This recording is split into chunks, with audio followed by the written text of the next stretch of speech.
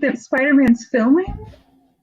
Oh, no. Did they Okay. did they So the did they announce title, the title or something? yeah, they just announced the title today, Oh, which if I'm not completely missed it. oh no, it's totally fine. So the title I believe is No Way Home. I could be Okay. wrong. That could just be basically all of the cast. Okay, let's back this up.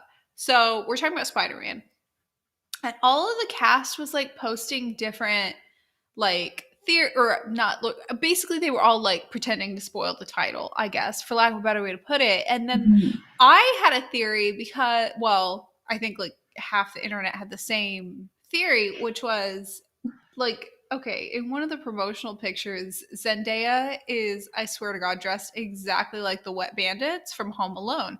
So I was like, is it Spider Man Home Alone? Like, anyways, it's No Way Home. This movie because she's interested if Wanda will show up. There, I spoiled the Yeah, whole that's news. the okay, that's it. That was it. I found out it's filming somewhere in my general vicinity, and I was like, there was a moment of like, I should go and see. And I was like, I saw a picture of Jeremy Renner on set. I was like, yeah, really, to be honest, that's probably fine. There's pretty much everything that, well, okay, so even before like the pandemic or whatever, where Kate and I is like where pretty much most things in the US film outside of LA, more actually projects film where we are than LA. After slash due to the pandemic, I think that has increased a good bit, a even larger percentage films where we are for a few contextual reasons that we don't have to get into. So pretty much any like major movie, franchise, TV show, whatever has probably at one point filmed near where we are. And most of the time, like I won't speak for you, but like most of the time for me, it kind of like it loses its appeal real fast. Like it loses its charm real fast. But then if there's something where it's like, oh, like this, there would be like the one thing, the one movie, the one whatever. We're like, I would be really interested to like get a spoiler, see the cast or whatever. And then it could be kind of nice.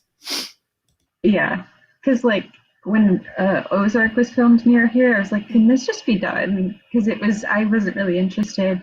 And I have some friends who years ago they were at like their house was asked if they could use that to film a Tom Cruise movie. And at first they were like, yeah, sure. And then they found out like the details of how much you'd have to move around, and they're like, no.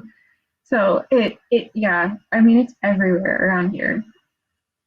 A friend of mine, they used her house for a uh, movie, a young adult movie of Nice. notable name, and like she and her parents had to like move out, and they like used her swimming pool for a notable prop within that. Yeah, there's just I've had my regular parking spot taken for a temporary parking garage to be built and blown up for a major car based movie franchise one Oh no, time. So it's a lot. Okay. Anyways, no. Marvel No Way Home is I guess the title. It's not really much of a news corner if I can't even like convincingly tell you that I know the title, but you know, that's as close to news as we're getting this week. Okay, Miss Scarlett and the Duke. Kate, I've been complaining since the moment you said that they may not end up together that I will throw hands if they don't. But I will say the fact that I thought that they might not end up together just made me ship them more and made this episode that much more rewarding. I was thrilled. What did you think of the finale? Yeah, I feel the same because I was obviously previously spoiled. We've mentioned that before about how I kind of knew that we weren't going to see them get together. But the ending for the fact that we were told they're not going to end up together was extremely satisfying on a part of people, on a part of somebody who wanted them to end up together. And especially the entirety of the episode was like really teasing us with it. I mean, they were boiling eggs, and I was screaming at the TV in the middle of the day, like, just Yes, like just it's just eggs, and I was losing my mind. I I loved the egg boiling scene. I loved, okay, here's the thing. When we're talking about Miss Scarlet and the Duke, we had addressed after like maybe 2 episodes that both you and I agree that this is typically the setting and the storyline in which we find a ship, but this is not a typical ship for either of us. There Mm-hmm. are a lot of things about both characters that usually you and I would be like, oh, I don't, I would prefer to see her with this person. I prefer to see her with that person. There are some truly like, I really hate this word, but I don't have time to think of a different one. There's some truly like problematic things about this ship and these characters, if I'm Yes. totally honest. But oh my goodness, it's the combination of the chemistry. Maybe I'm just being obstinate because I like kind of felt like we weren't supposed to ship them as much as we did. I don't know. I don't know. But they're so great. And then like right after, okay, speaking about there being like something like red flags telling us to not ship them, when he was like, oh, trust me. And like, and this is like in the peak sexual tension moment of boiling the eggs, which is a lot sexier than it sounds. I swear, everyone, I promise. When he was like, oh, trust me, if we were married, I wouldn't be boiling my own eggs. That's a really like mean and chauvinistic thing to say. Why is that so hot? Why? It was such a good scene. Everything about that was like riddled with sexual tension. But if you dissect the actual dialogue, this is not the kind of ship I ship, Kate. What's wrong with me? I don't know because it was me too, and I will kind of pitch the idea that I think a lot of it has to do with really there's not a lot of reoccurring characters. Yeah. There's them, and like they're the only main characters, and then there's like her guy that kind of roughs people up. You see him like out of 3 out of the 6 episodes, and then like her housekeeper. You see her occasionally, and you see the other officers. By the way, that last mystery was really obvious, but I was like, so all the characters we really get to know are them, and so there's kind of this level of like, if there's gonna be romance, that's the only option. And it is the intense chemistry that's off the charts. It's ridiculous. And even though they're saying problematic things, it's almost like they say it, but then there's this undertone of kind of like saying it just to mess with the other person. Like they're saying Yes. these things just to get on each other's nerves. Because Yes. he's not, especially for that time period, he's not that misogynistic compared to a lot of the other characters, the male characters. He just says these things just to get under her skin. Right. It's like he's not mean to women, he's mean to her specifically. Yeah. Which It's like like taking shouldn't that make it like that much better. They shouldn't it's make it like that much taking better. that yeah, it's like taking that classic um like she's an independent woman and the only man or the only person he doesn't hate is her, and it's flipping it on its head. If she's overly independent to the level that she gets herself in messes and he doesn't hate anybody except her. There was that moment where the guy was like, nobody, there's only one woman that can make you this miserable. Which is just like, okay, here's the thing. Just to double down on the this is not usually my ship hill Mm-hmm. that I guess I will die on. Like, if you think of Harry Potter, which I think this is the second week in a row that I've used him as an example, and I don't even like that Yeah. franchise. I and I have no authority to like have an opinion on this because I didn't even read all the books and I only saw some of the movies and I was never a huge fan. But I didn't like, controversial take, I didn't like Ron and Hermione together because I didn't like the whole like bickering, snide comments, childish behavior type of thing, but eventually they begrudgingly fall in love. I don't like that. I like the like calm, peaceful vibe that other, you know what I mean? Like, I won't get into like all of that within that franchise, but specifically, I did not like that shit, right? Yeah. I shouldn't like it here, but I do. What's their Yeah. formula? And it's interesting too, because you point that out, and it's almost like they're kind of on the edge of like the Lizzie and Darcy and Joe and Bauer, where there's teasing and there's a level of like picking on each other, but they don't cross in those relationships, they don't cross the line to being mean. It's very much like quick witticisms and like tough love, but it's not with any malice. And I think you can read into the lines of this relationship and know that all these comments are coming from a good place, but they are saying some really, really aggressive and mean stuff to each other. They are. I just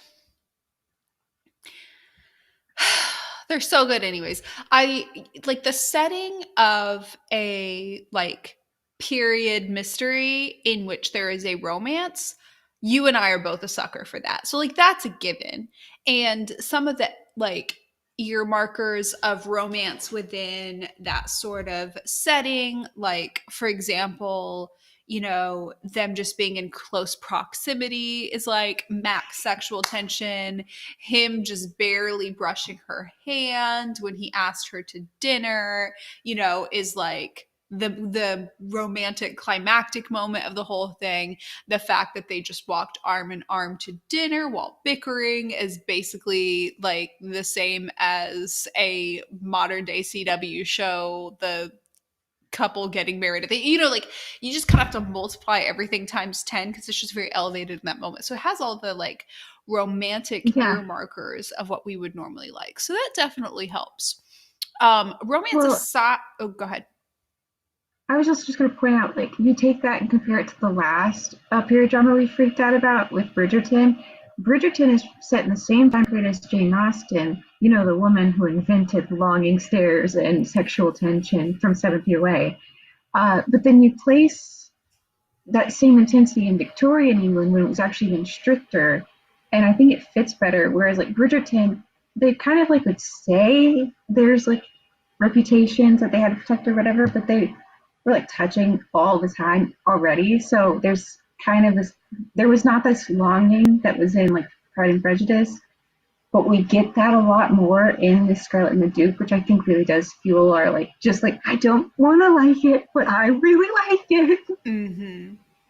And it makes you buy into the premise of like it makes you buy into the romantic premise because it sticks to the romantic premise. Like when she's saying, I can't stay at your house, think of my reputation, and he has to stay at hers, and there was no like share a bed thing, then even just her glancing in the room where he was sleeping is like sexual tension. You know what I mean? Whereas Yeah. with Bridgerton, you're right. They really say those things, but even just based on, one season, we've already seen all of the siblings that Everything. are of, romantic entanglement age participating in romantic entanglements that society would frown on. You see Benedict at orgies and you see Colin, alone in a room with a woman, even though he's basically a baby. And you see Anthony engaging in, romantic entanglements underneath the boxing ring with an opera singer. Gymnastic You know what I mean? endeavors. Like,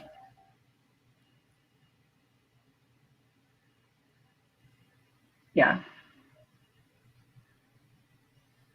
anyways, I'm reading book 3 of Bridgerton.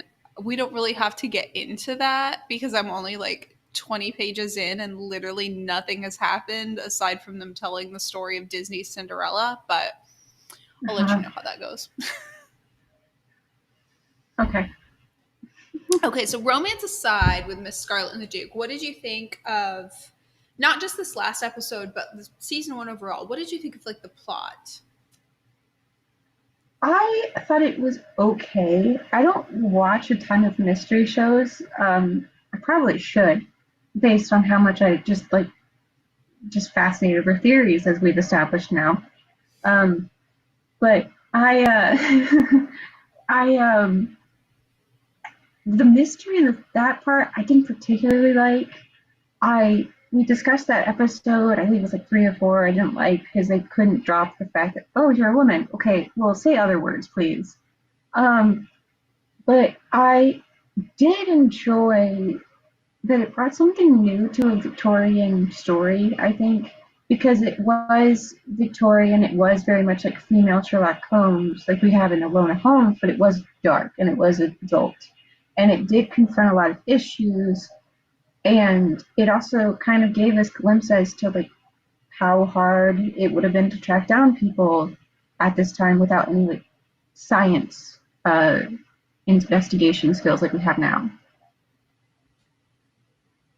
Yeah, I like that, even within just the limited scope of season one, they were able to give us an overarching story, give us character development, give us cases of the week, and a romance, and also touch on issues or like real life grounding things like race and sex and sexuality and things like that.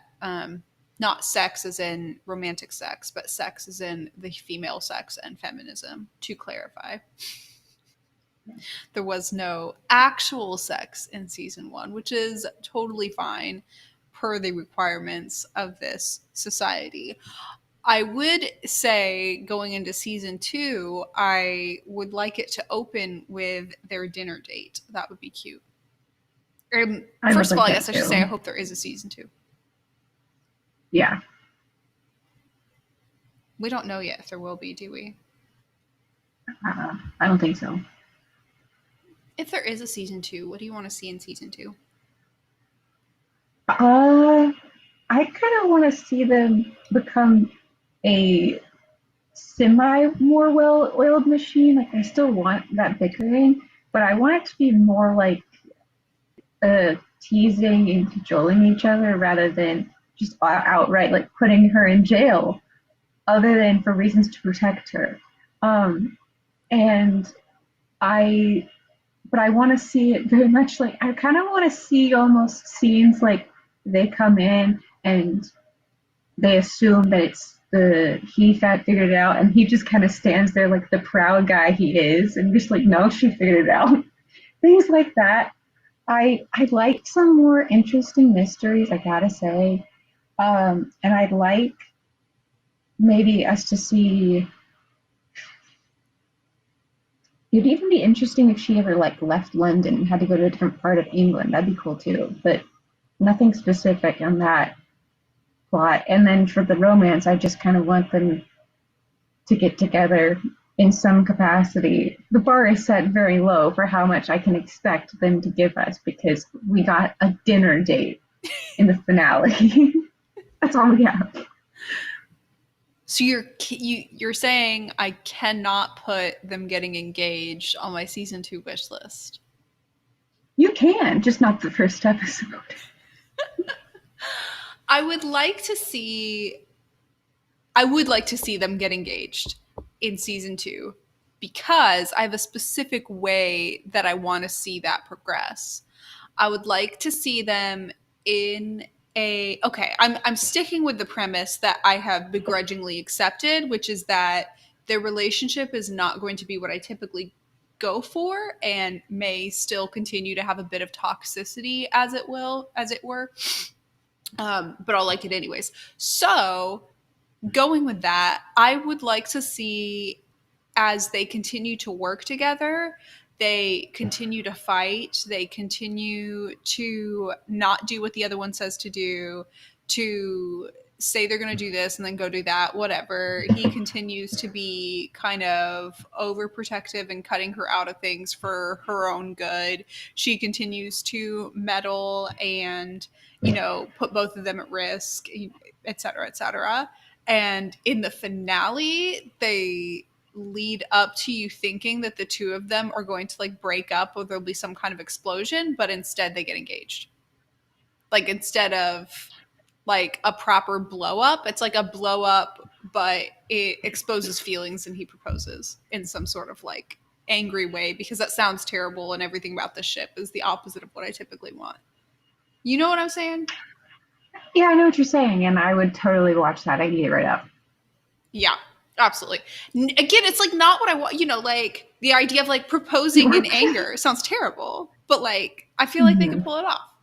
They've got this. I mean, there's just so much anger and fire between them already. It really would feel disingenuous if I try to imagine it any other way. They could do it the other another way, but how I'm picturing it, it's really the only way I could Right. see it working. Right. Thank you for understanding. Sorry, in my excitement, I literally hit my hand on the mic, so understand. Yeah. Okay, well, Kate, if you look off in the distance, you see something approaching, and that thing Yes. approaching is a dark corner. And Mm-hmm. if you look closely, that dark corner is Crack Theory Corner with Kate. And with that, I turn the topic of Agatha All Along, aka WandaVision of the Week, to you. Mm-hmm. It's like flicker the lights and boom. Yeah. Uh, so I know this is going to sound crazy, but I don't have, like, I have theories, but they're not really crackhead theories. And Okay. I came with more analysis than anything else because, weirdly enough, we haven't really talked a whole lot about Wanda. We've talked about everybody else but Wanda. Yes. So, so I first of all just want to like throw this out there and say if Elizabeth Olsen doesn't win an award for this show, I don't care like what award, just an award. Right. Especially because it's a superhero show, I'm going to throw a fit. I'm going to be so mad. Um, because like all of the actors are really good, but she is like adapting every single sitcom, and not only do I believe it's still Wanda, but I also believe that like it's a sitcom. I fully believe that this is a 1950s sitcom, and I'm fully invested. So there's that, and I'm really excited to see how the next two episodes when the grief really hits her in the face, or however they're going to do that, because Elizabeth Olsen also did like a whole, the only other TV show she's ever done was a show about grief and loss, and I'm just like, yeah, this is going to be good. I'm going to cry. It's fine. Um, so like the big theory I'm coming in with today is about Agatha. So there's two possibilities of kind of like two big possibilities of what's going on. She is secretly kind of good-ish. Like Mm-hmm. she did all this to kind of guide and train Wanda in some capacity to prevent cataclysmic effects. I don't know exactly why she would do this, but normally when you see like a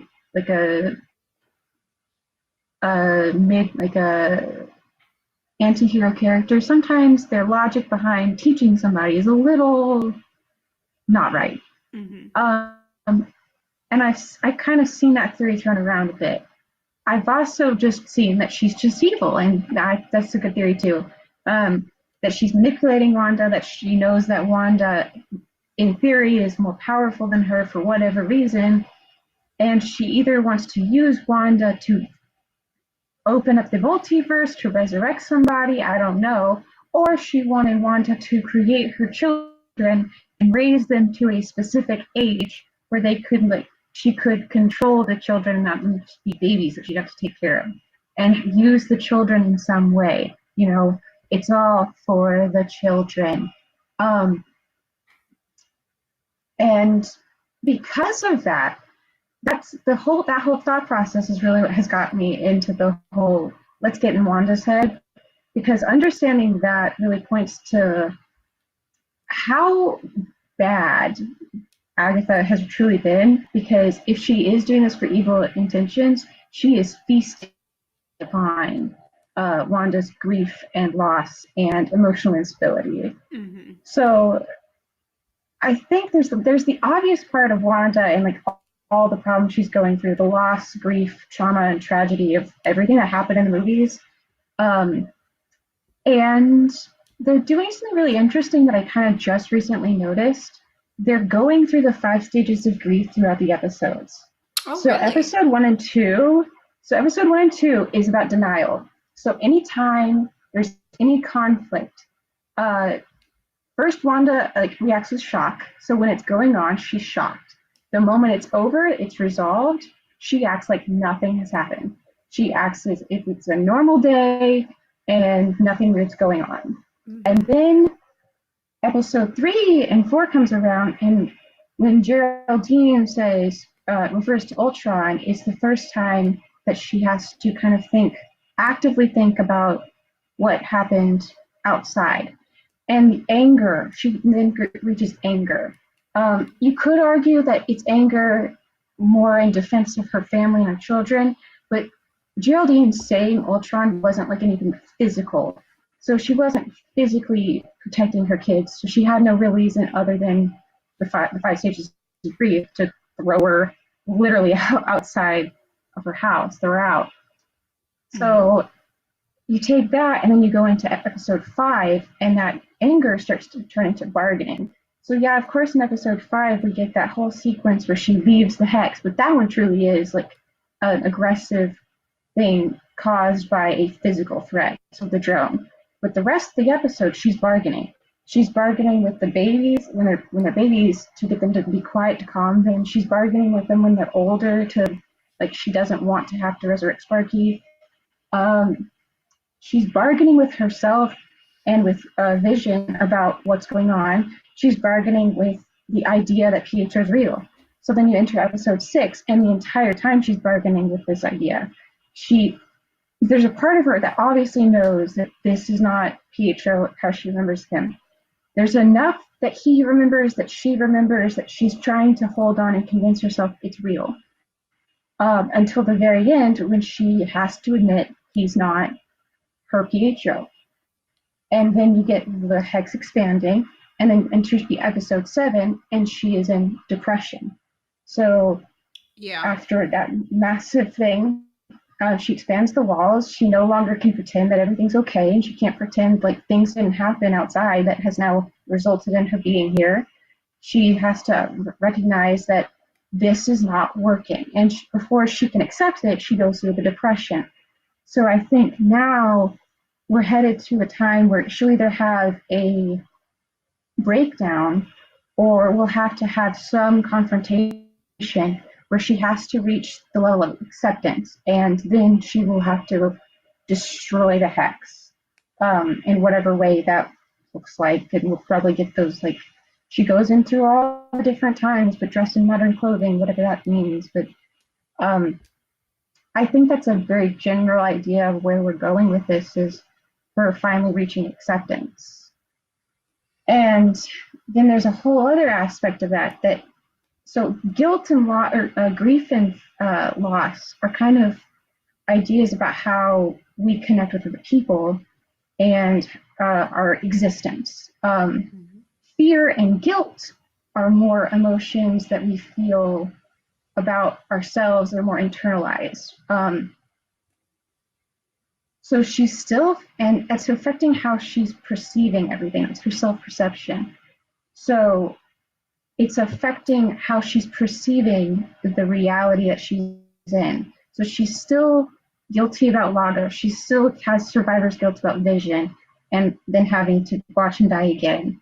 She is starting to fear the power of her own abilities. She doesn't know if she can control them or not. She's worried that one day she could possibly be evil again, just like when she was with Ultron. Just like she can't control her rapidly growing power. You see that she's afraid of her own power because she doesn't know how she did it, or when she thinks she created the hex, she doesn't know how she did it, and you can see that she has fear of that idea. And so Agatha, or Agnes, is taking advantage of that fear and guilt, and is continuing to convince Wanda that it's her fault.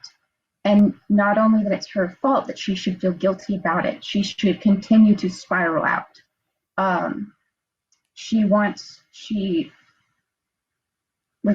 Especially when you get that cutback scene where you see it was Agatha in the director's chair saying, like, do you think you deserve this? And then when you see Wanda later say to Monica, maybe I already am. She's reached this level of she doesn't know what's going on, but the fears and guilt from her previous experiences are now turning her mind into believing that she is not morally upright enough to have made a good decision. She's thinking that in her past mistakes were villainous mistakes. And while she can't remember creating the hex, she thinks she could have. She thinks she could have done that. And I think, to me, that proves that she didn't do that, that it's Agatha twisting the whole thing. Mm-hmm. And I mean, there is still a possibility that they're going to twist it around and say she's the villain, but I really just don't think so. I think it's Agatha in league with somebody else. Whoever that is, if it's Hayward, if it's some other big bad, and Hayward's just like, I want Vision's body for terrible weaponry. But I think in the end, she's going to have to accept all the problems that she's had, all the grief, all the loss, all the mistakes that she has made, and she's going to have to learn to accept all of it. But then she's once again going to have to surrender her happiness, even though now she's grown to realize it's not great here. It's not what she would have wanted. And I think that's when we're finally going to have to get some explanation about what happened between Endgame and WandaVision to understand what exactly happened to create the hex, and if it was her or if it wasn't her, where she was mentally and emotionally to get here. Number one, incredible analysis. I feel like I'm never I hear consistently great, complex, insightful analysis from you, and yet I am always like it is never just meeting the bar, it's always exceeding it. Second, I will note that this theory, which I've just accepted as reality because it is so perfectly in line with the flow of the show, of this being the 5 stages of grief. Even though I had never thought through that before, it makes perfect sense. It complements what we talked about last week very well, which had to do with the theory behind why the show is flowing from old TV family sitcoms to new. As it has flowed from old to new, it's flowed from very simple to more complex. And if we're thinking of stages of grief as progress, as each step is progress in the right direction towards acceptance, we likewise would see the stages of these TV shows as progress, even if we are more or less comfortable in one era than another. I think it works really well together. And in terms of like glue from Endgame, I know we talked about last week kind of jokingly that you had watched a bunch of Marvel movies that led up to this as research for this. But this, following what we last saw, which was a lot of loss in the last sort of Marvel Avengers series, having this as sort of like a grief moment, a grieving moment within the Marvel lore makes so much sense. What do you think about this playing with last week's discussion of the setting progressing across time? I that's exactly what I think. I mean, it kind of goes along with the idea that because we've moved towards Modern Family was a very like sarcastic, often almost nihilistic show. And she has, I mean, honestly, there's some quotes in episode 7 that are the most relatable quotes she's ever said, but part of it's because she's reached the time of modern culture. And, in modern culture and modern media, there is a larger acknowledgement of depression and anxiety and things like that. And I think it's really fitting that we've been working our way up to this depression, and it's going to be very sad. It's going to be very complex. Finale, there is a level of, it's going to be really, if it goes this way, it could be quite empowering for mental health, about how they could tie this together. It's also very interesting because for as many like Easter eggs and stuff that they've thrown in about comics and stuff that I've only later figured out, they've written this show very much more as a character study show than a comic book show, which is why I like it so much. And I know a lot of comic book fans or like big Marvel movie fans are theorizing all the different Marvel characters that could come in. I don't really care who it is. I just want it to not cheapen the story we've gotten so far. I really want it to focus more on her progress as a character and the implications it has for her in the future. Um, I mean, there are the fun questions like what happened, like at the end when Agatha does the purple mist on her face. Is she putting her back under mind control, or is that just the way of telling the audience, hey, Wanda can see the theme song too? Like, what does that mean? Why? Like, yeah, I know that Monica becomes a superhero as she walks through the uh, hex border, but there's really no explanation as to why she still didn't get re-mind controlled, other than maybe like she has a tolerance for it now. I don't know. Um, there's that like spell book that kind of looks like the Darkhold. There was some really funny like the van that Darcy and Vision drive is very very reminiscent of the van that they drive in season 5 of Shield. So there was several different little moments that reminded me of Shield this episode, which is fun. But to be honest, I am enjoying much more the character references than the comic book references, which I will ask you. We get that commercial. First of all, I love that it was a depression medication commercial. That was so fitting. Once again, fitting the whole depression thing. It's funny. I actually did see somewhere where somebody predicted that was going to be the commercial for this episode, which is funny. But later in the episode, she takes some pills. Do you think it was Nexus? And what do you think that implies? It's a good question. Yeah, Peter and I were commenting on that. The depression commercial being a good cue that we're in the modern age. I don't know what we're supposed to believe about the pills that she's taking, but in in reference to the character that she's playing, one of the things that I saw really highly praised, as it should be online, was how well she was able to capture Julie Bowen's Claire from Mm-hmm. Modern Family. And Claire in Modern Family, over the course of the show, does likewise get into some mental health issues insofar as you can get into them within a comedy framework.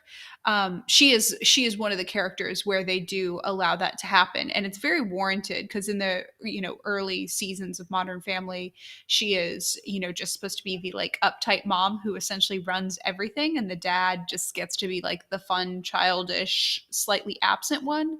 And you'll remember last week I commented about the fact that if Vision is regressing, or what we actually saw was that he Which we wasn't kind there. of get with Vision, but it was more of like he just wasn't at home rather than him being true to that character. Exactly. We see And it him. wasn't his fault. Right. And he's also like in Vision throughout this episode, he's absent. He is sometimes, we saw a moment of him being kind of clueless when he's like off the side of the road being like interviewed, with what. So there's a touch of that, but he's not truly Phil Dunphy. Thank God. I hate that character. But Mm-hmm. in terms of Claire, there is throughout Modern Family, Claire is, they deal with the fact that she has anxiety, she has daddy issues, she's worried that she is essentially a villain as well. She, worries about being a bad mom. She worries about whether or not her kids like her because she always has to be the mean one. So there was a lot there as a premise, even just taking that character and turning it into a reference to that I really felt this more so than just, I Love Lucy references, or some of the other ones I can't really speak to because they weren't shows. Like I haven't watched Malcolm in the Middle or what, I'm less familiar with that kind of television. But because I am familiar with Modern Family, I really feel like they took everything they possibly could in terms of the mental state of the Claire Dunphy character and poured it into this, kind of supernatural heightened situation.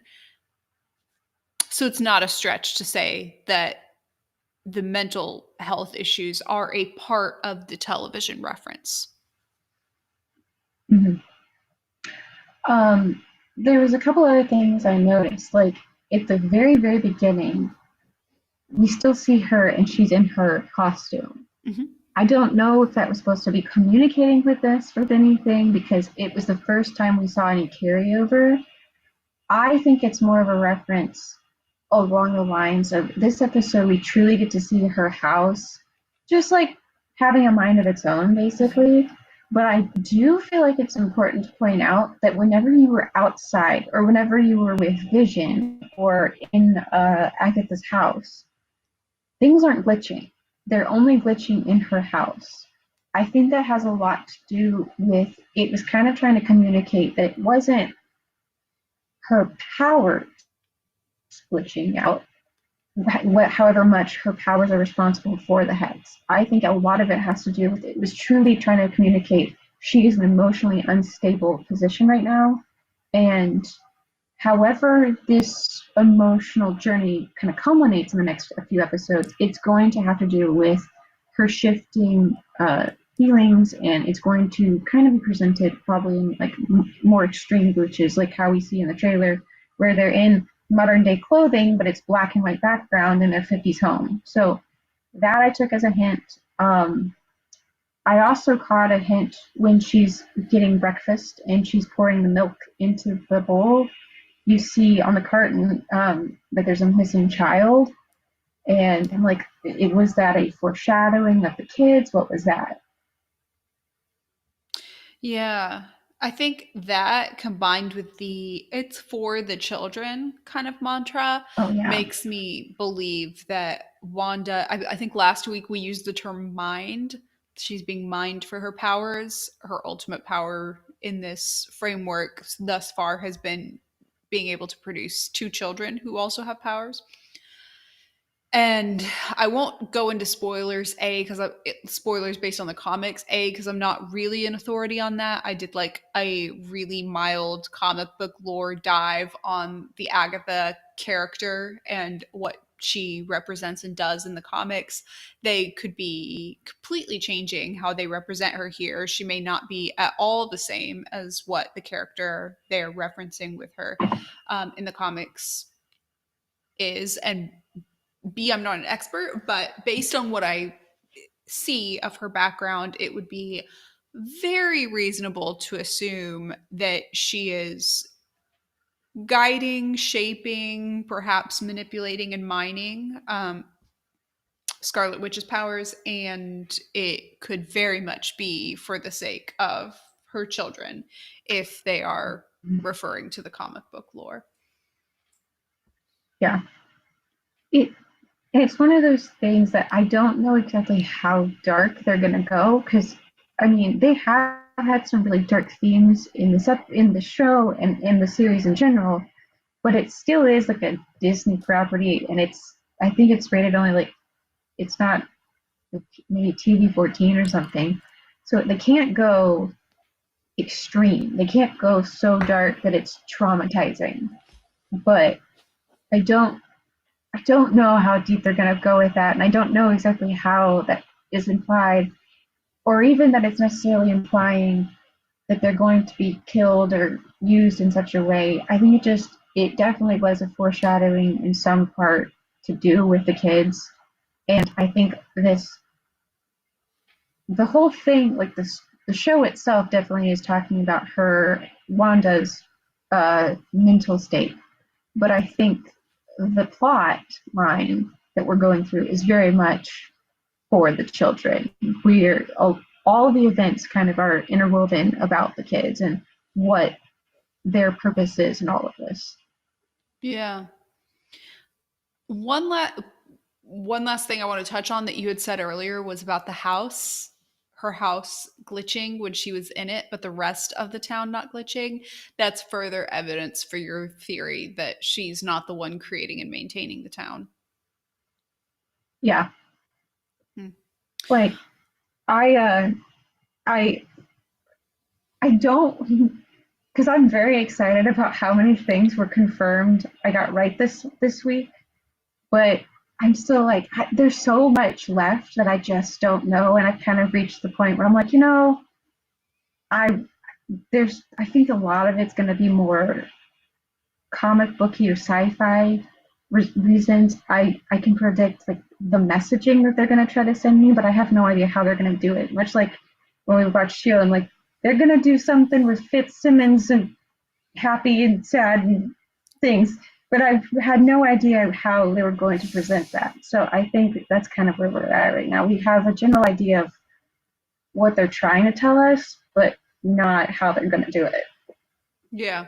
I'm so excited to see the next episode. And one of the nice things about talking about it now on a Wednesday is that I don't have to wait a full week to see it again. It's just a couple more days till it comes out and get to see it again. So very excited about that. I know we only have a few more minutes, and I think we can go through the rest of the agenda really quickly. We had talked about what we read this week and how neither of us has a whole ton to bring to the table, but I'm giving Mr. Benedict's Cinderella book a shot. I will breeze through the two shows I wanted to highlight. One is Riverdale because there's a ship I was like it wasn't like I was like shipping it this entire time and I'm some sort of long haul shipper. Like there are people who hold that title, but with Betty and Archie, I think I started I referenced it last week, a couple weeks ago, whatever, that with the whole like age up, flash forward thing, they're now both single, and I felt like they were gonna be a thing.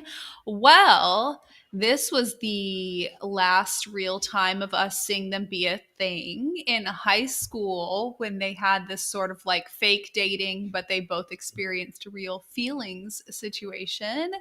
And this is the payoff we get now of them as adults. That's a steamy shower scene that they have. So, very pleased with what's going on with the age up stuff in Riverdale.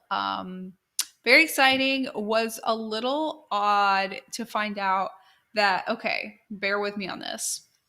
So, the Riverdale spin-off, which starred Lucy Hale, then had Lucy Hale on Riverdale a couple times to promo the spinoff. You're very familiar with how spinoffs on this CW land work. You have a lot of crossover of characters.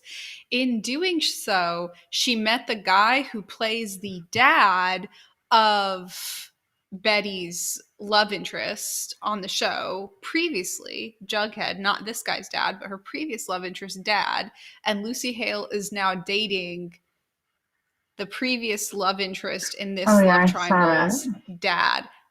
Bizarre. There's like a 20-year age difference between that. They low-key look kind of pretty together regardless, but absolutely bizarre. Like the entire like network of this person dating this person who met this person, whatever, is so crazy. However, we can put it down as yet another one bites the dust in terms of CW co-stars dating each other.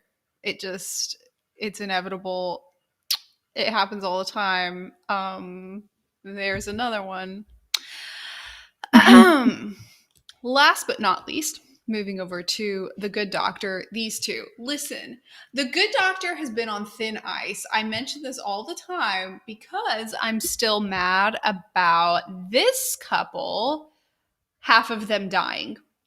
Okay, when it didn't need to happen, it was the only ship I cared about, and they had so much potential and fabulous chemistry, and there was literally no good explanation for killing the ship. However, this ship, who I have liked, but I thought was a crack ship. Like I did not think anything was going to happen.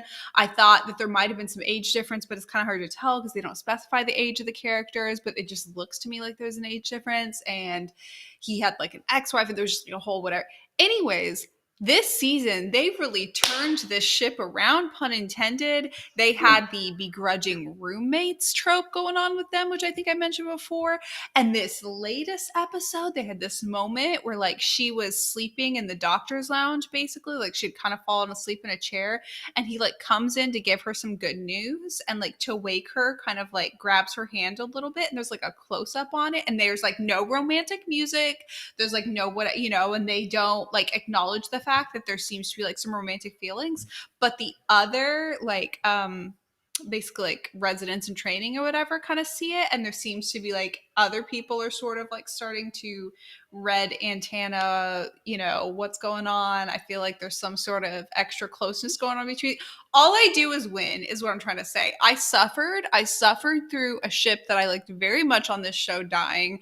I suffered through being teased that there could be cheating in the other ship that I actually don't love, but like. And now I'm getting payoff with what I thought to be a crack ship. What I thought would be a crack ship is actually turning out to be potentially a main ship on this show. The Good Doctor, you're off thin ice temporarily if you continue to progress. Morgan and Park, thank you. I will be 50% less salty this week.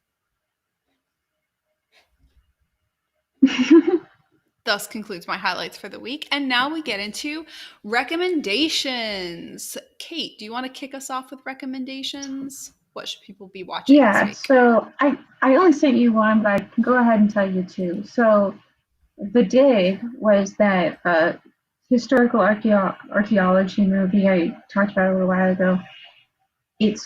I finally finished it. It's good. It's definitely slow, and it's very much, it's not really romance. It's just kind of, you're in a period piece, and it's very historically informative, but it's very interesting. I really liked it, and I love all the actors in it. So it was fun to watch. If you're in it for the romance, pick something else. But if you're in it because you like period dramas for other reasons too, it's a good one. The other one is, once again, I'm going to be recommending All Creatures Great and Small. That finale just aired in the US too. That one has more romance in it, but even that one's very subtle and wholesome. It's adorable. And that one's a very slow show too, but it's one of those shows that you actually like all the characters and you care about all of them and you want them all to win. There's like a ship that I've kind of have in my heart wanting to win, and we finally get like a little tease that it might actually happen one day, but no full confirmation. And then there's another one that they make some pretty significant bounds of in the finale, so that's good. I have both of those on my list. Actually, All Creatures Great and Small, I've had on my like main list, like in the app that I use. I have it on the like front to start soon type of list, as it were. So I'm excited about that one. My recommendation for this week was one I just kind of impulsively started as like a background thing. I don't know why I thought true crime would be like a background mindless thing. I know. I'm just like so crazy and random. Anyways, I started the Hotel That was what Cecil. WandaVision was supposed to be for me. I remember you telling me that, actually, now that you say that, first week.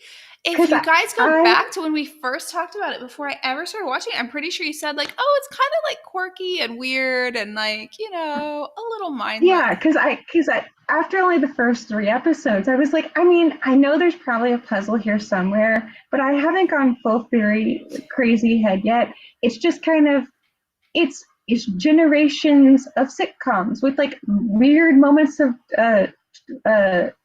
Twilight Zone just thrown in there for pizzazz, and then there's the whole shtick about he's a robot and she's a witch, and like, oh, what's gonna happen? But I had no idea like what it was actually, the context of it. And then episode 4 happens, and like Carrie said a few weeks ago, it's like it built the border around the wall, and all of a sudden all these theories just went, yes, you must consider all possibilities. You got sucked in.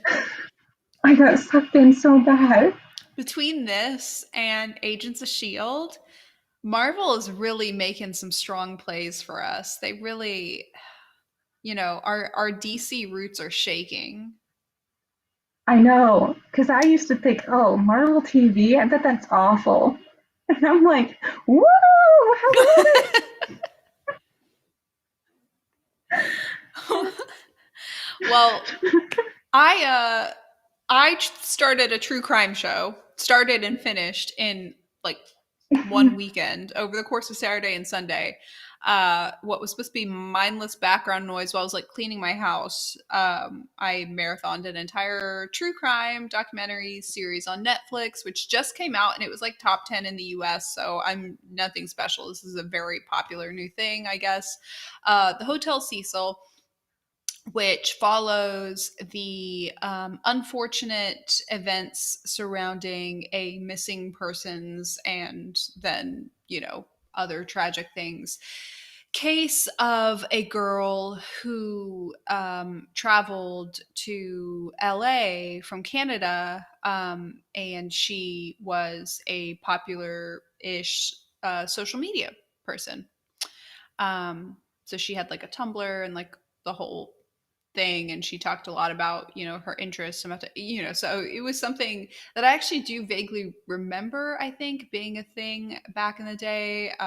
You are a small child, so you probably do not remember this because this all went down in like 2013, but I am a grandmother and thus I do remember 2013, and I vaguely remember this case and the social media hype surrounding it, as a bunch of her friends and followers or whatever were trying to dissect a lot of different posts that she had put together and things that she had said, to determine where she would go if she was missing and what happened to her, and looking through security footage or whatever. I vaguely remember seeing bits and pieces of that.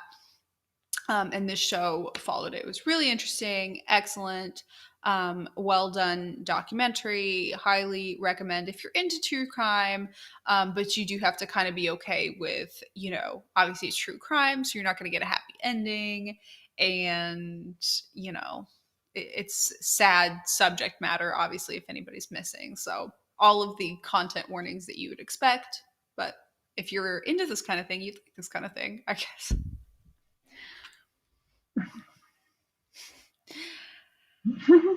And that closes us out for this week, right on time. Thank you for joining me, Kate. This was a very fun week. I am looking forward to next week, not just because we will have yet another installment in the WandaVision series, and be very proud of me that I didn't mention The Bachelor once this week. Yay. Nor did I mention Married at First Sight. Can't promise that. Married at First Sight either. Say that again, sorry. I said not even Married at First Sight either. Not even Married at First Sight either. I really tried to cleanse the hour. Next week, no promises. I will talk to you then. Till next week. Sorry.